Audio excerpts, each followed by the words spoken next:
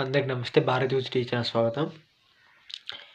Pinnelli Ramakrishna Reddy arrest చేసిన తర్వాత నిన్న మొట్టమొదటిసారిగా పరామర్శించిన మాజీ ముఖ్యమంత్రి నిన్న హెలికాప్టర్ ద్వారా వెళ్ళారు. తన సొంత డబ్బులు ఖర్చు పెట్టుకుని 25 లక్షల రూపాయలు ఖర్చు పెట్టి కూడా వెళ్ళాడు దానికోసం. సో ఒక ఖైదీని కలవడానికి. సో కలవడం కూడా ఒక అందుకు చెడ్డది అని చెప్పను. కలవడం కరెక్ట్ అయింది. ఎందుకంటే అతనికి శిక్ష పడలేదు. జస్ట్ అతను ఖైదీగా అతను రిమాండ్ తరలించారు కాబట్టి వెళ్ళాడు కాబట్టి వెళ్ళి పరామర్శించారు. ఒకే ఒక మాజీ ఎమ్మెల్యే అతనికి పార్టీలో పనిచేసిన వ్యక్తి కాబట్టి పరామర్శించడం అంత బాగానే ఉంది. సో బయట ప్రెస్ మీట్ పెట్టినప్పుడు ఏం మాట్లాడాడు ఒకసారి వింటే బాగుంటుంది. ఒకసారి ఏం మాట్లాడాడు ఒకసారి చూడండి. ఒకసారి పిన్నెల్లి రామకృష్ణారెడ్డి గారు మే 13వ తేదీ ఎలక్షన్ జరిగినప్పుడు ఈవీఎంలు పాల్గొట్లో ఈవీఎం పాల్గొట్టారు. ఆ సంఘటన పుణ్యమంటూ ఈరోజు అరెస్ట్ జైల్లోకి వెళ్ళాడు. నెల్లూరు జైల్లో ఈరోజు మొక్కుతున్నారు. దాంతోపాటు ఇంకా కొన్ని విషయాలు మాట్లాడారు. తల్లికి వందనం కింద ఇంకా 15,000 ఇంకా ఇవ్వలేదేంటి అని అడుగుతున్నారు. ఇంకా మహాలక్ష్మి పథకం కింద ఇంకా 1500 ఏవి ఇంకా అవేవి ఇవేవి చాలా రకాలు అడుగుతున్నారు. సో అవన్నీ చెప్పే ముందు ఒక విషయం మాట్లాడదాము. సో ఫ్రాంక్గా మాట్లాడుకుందాం. ఏంటంటే పిన్నెల్లి రామకృష్ణారెడ్డి గారిని పరామర్శించి బయటకు వచ్చినప్పుడు ఒక మాట అన్నారు. ఏమన్నదంటే అతను 4 సార్లు ఎమ్మెల్యే అయ్యారు. అతను మంచి వ్యక్తి, మంచి సౌమ్యుడు, అతను అది ఇది అని చెప్పేసి సంథింగ్ ఏదో మాట్లాడారు కదా. ఒక విధంగా మీరంతా ఆలోచించండి. సో ఈవీఎంలు పగలగొడితే తప్పు కదండి. ఆలోచించండి ఒకసారి.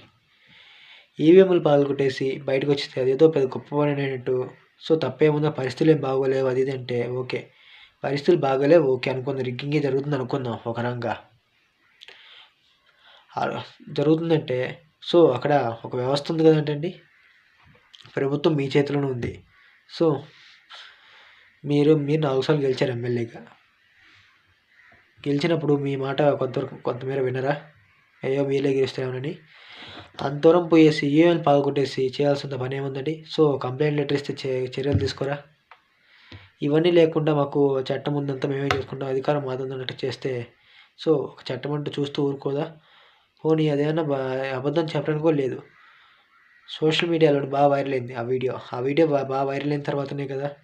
సో మీరు గతంలో ఇంకో విషయం కూడా చెప్పాలి. కారంపూర్లో జరిగినటువంటి దాడులు చూశారు ఒకసారి. సో వాళ్ళంతా నాన్ లోకల్స్. ఎక్కడ బీహార్ నుంచి ఏం చేశారంటే పోలీసులు ఒక మార్చ్ ఫస్ట్ లా చేశారు దాన్ని మొత్తం. ఎలా చేశారంటే కారంపూర్లోని అందరూ కర్రలు తీసుకొని ఒక మార్చ్ ఫస్ట్లో చేస్తుంటే ఎవరో పోలీసు బస్సులో తీశారు ఒక వీడియో ఒకటి. సో తీసేసరికి ఏమైందంటే మొత్తం ఇది బాగా వైరల్ అయింది. మాచర్లో ఇంత గొడవలు జరుగుతున్నాయి ఏంటి, ఇదే పరిస్థితి మాచర్లో ఏంటి అని అందరిలో ఒక రకం భయానక వాతావరణం క్రియేట్ అయింది. సో తర్వాత ఎన్నికల ఫలితాలు వచ్చాయి. సో ఫలితాలు వచ్చిన తర్వాత మాత్రం చాలామంది ఊర్లు వదిలిపెట్టేసి వెళ్ళిపోయి వైఎస్ఆర్సీపీ కార్యకర్తలు. కేవలం వాళ్ళు చేసిన దాడులు దౌర్జన్యాలు చూసాం మొత్తం మీద. సో ఇది నేను తప్పని చెప్పట్లేదు. సో ఇది తప్పని చెప్పడానికి కోర్టులో శిక్షలు అన్నీ వేయడానికి ఉన్నాయి, చాలా ఉన్నాయి.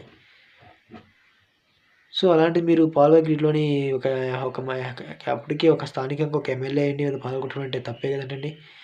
తప్ప అది అబద్ధం అని చెప్పడానికి కూడా లేదు కదా. అలాంటి మీరు సమర్థిస్తే ఎలా ఉంటుంది చెప్పండి. సో తప్పేముందని ఎలా అంటున్నారు. సో ఇది ఇంకా నెగిటివిటీ క్రియేట్ చేయగలుగుతుంది. సో ఇప్పుడు స్థానికంగా ప్రతిపక్షంలో ఉన్నది ప్రతిపక్ష నాయకులు ఉన్నది మీరే. ప్రజలు ఇవ్వకపోవచ్చు కానీ ప్రతిపక్షంగా ఎమ్మెల్యేగా టార్గెట్ చేస్తుంది. సో మీరు కూడా కొంచెం జాగ్రత్త మాట్లాడారు కదండి మాజీ సీఎం గారు. కొంచెం మీరు కూడా ఆలోచించండి.